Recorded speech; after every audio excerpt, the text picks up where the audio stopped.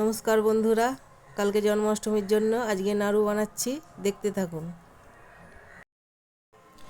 নারকেল ছাড়িয়ে রেডি করে নিচ্ছি।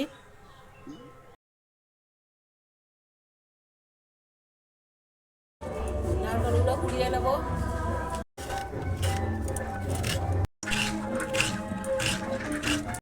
নারকেল কোড়া কমপ্লিট হয়ে গেছে।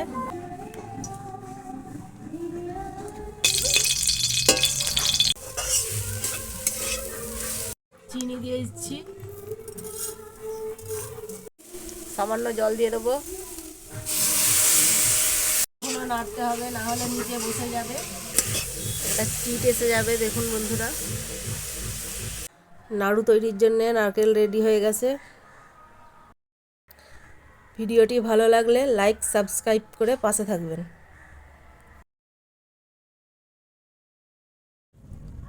এরকম গরম গরম পাকিয়ে নিতে হবে, এগুলো ঠান্ডা হয়ে গেলে কিন্তু আর পাকানো যাবে না।